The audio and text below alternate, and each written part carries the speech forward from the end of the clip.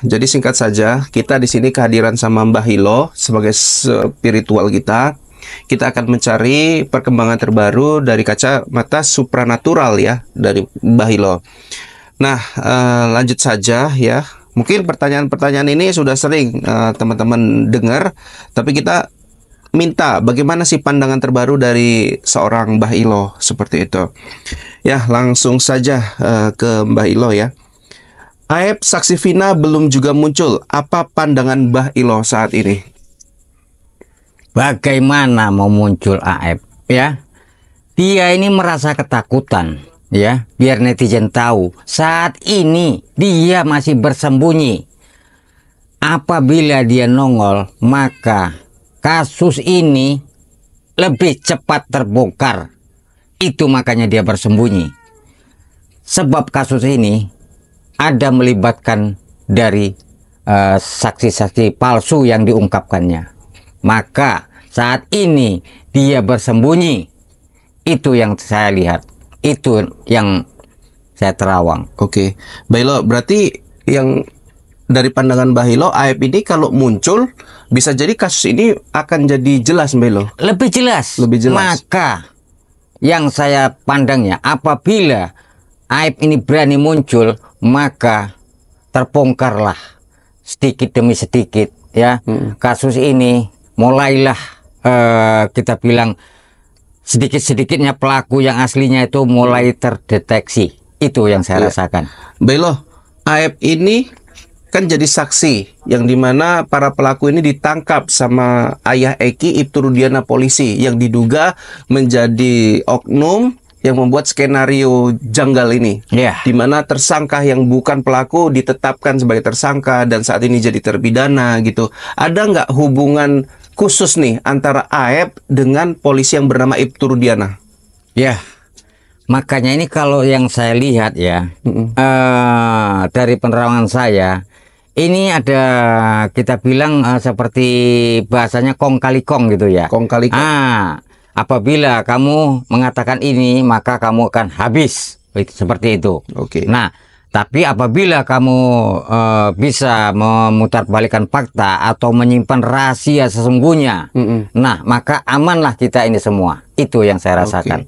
Jadi memang Aibnya sendiri sebetulnya mau mengatakan jujur, tapi karena adanya tekanan-tekanan termasuk ancaman, dia ataupun kita bilang berupa kita bilang ya itu yang dari saya lihat berupa imbalan-imbalan ya, itu tidak tahu atau berupa uang atau bagaimana ya. Nah itulah yang membuat dia seolah-olah tidak berani mengatakan yang sebenarnya. Sebenarnya dia mau nggak mengungkapkan kebenaran? Ya mungkin kalau tidak ada yang kita bilang seperti orang yang memberikan uang ataupun tutup mulut lah kita bilang ya. Ya mungkin dia berani mengatakan yang sebenarnya seperti itu. Itu yang saya rasakan. Oke, Mbah Hilo. Selanjutnya Mbah Hilo, lokasi Aib saat ini di mana? Haruskah ia tetap bersembunyi? Ya, kalau untuk saat ini kalau saya rasakan masih tetap bersembunyi. Dia begini, mengharapkan kasus ini redah gitu ya, agar dia bisa muncul kembali gitu. Nah, namun dia setelah kalau saya lihat ini di media ini masih memanas, dia tidak akan berani muncul gitu. Apabila tidak dijemput paksa atau tidak ada yang mencarinya begitu.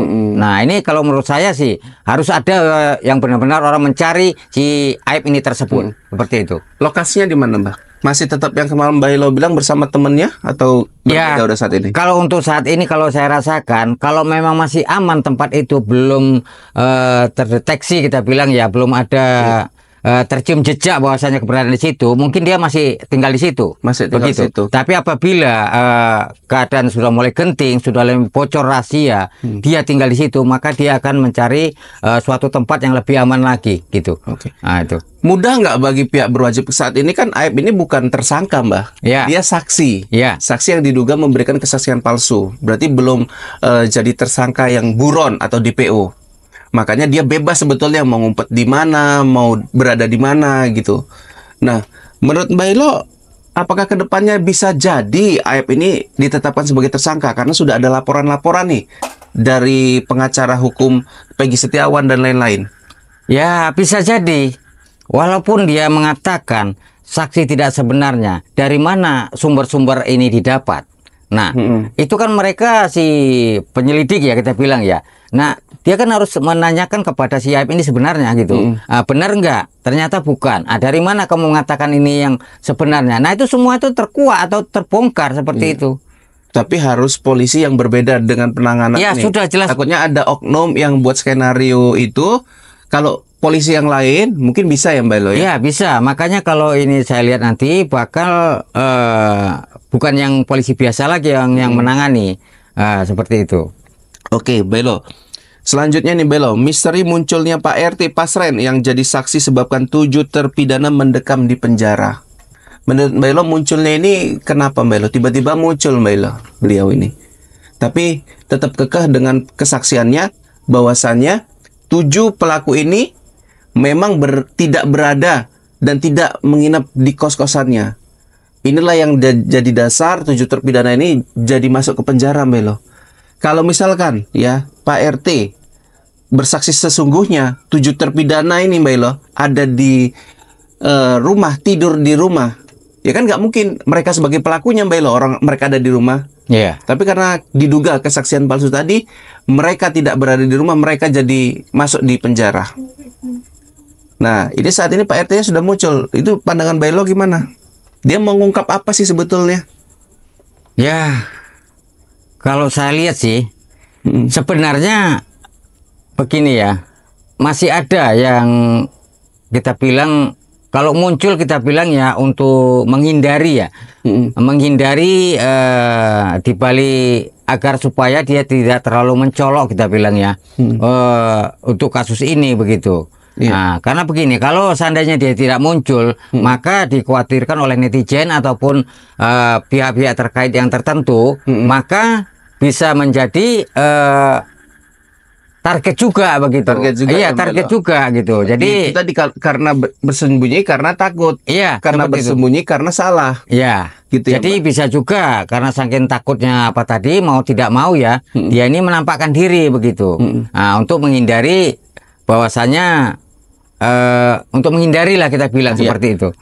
Yang Mbah lihat, yang Mbah Elo pandang, ya, dia diduga memberikan kesaksian palsu yang menyebabkan 7 orang yang seharusnya tidak berada di penjara saat ini berada di penjara.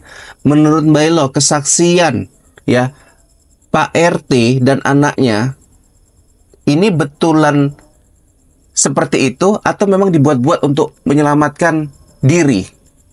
Ya, kalau menurut saya sih itu semua rekayasa belaka. Rekayasa belaka seperti itu ya. Karena begini, kalau saya lihat sih mereka ini sudah penuh dengan iming-iming, sudah diberi seperti kayak imbalan gitu ya. Nah, jadi mereka ini imbalan bisa saja ya Belo, anaknya aturannya di penjara jadi nggak di penjara, itu kan imbalan juga ya. Itu termasuk imbalan. Termasuk ada uang juga. Ya, bisa jadi. Bisa jadi. Bisa jadi. Jadi kalau menurut Mbah Ilo, kemunculannya ini lebih tepat atau tidak, Mbak Ilo? Kemunculan Pak RT ini? Ya, begini ya. Sebenarnya belum saatnya begitu. Belum saatnya. Belum saatnya. Tapi karena untuk kita bilang untuk menghilangkan jejak ataupun biar supaya dianggap benar, maka dia memberanikan diri muncul begitu. Muncul. Ya. Karena gini Mbak Ilo, kejadian-kejadian yang terjadi di media, di lapangan ini kan lucu sekali ya Mbak Ilo. Pasca Peggy Setiawan, kuli bangunan, ya, masuk penjara, muncullah anak mantan Bupati Dani, muncullah Linda, muncullah Peggy RP, muncullah Peggy Cianjur, ya, Mbak Elo ya. Setelah Peggy bebas, ya, muncullah yang lainnya, ada Pak RT, ya. Ini yang membuat kita menjadi kok bisa ya munculnya itu pas-pasan setelah dan sebelum gitu loh Mbak. Ya. Apa semuanya sudah skenario kan? Ya, gitu. Begini, semua itu sudah disetel ya, sudah disetel semaksimal mungkin begitu ya. Tapi kan netizen tidak akan bodoh gitu ya, tidak akan tinggal diam. Mencari sosok pelaku aslinya, mungkin CCTV ya, yang saat ini mungkin belum apa ya, itu nanti bakal terbongkar semua. Apalagi kita di sini ada sang ratu netizen ya, itu lagi yang mungkin ditakuti para yang pembela-pembela kebohongan ya. Iya. Nah, itu.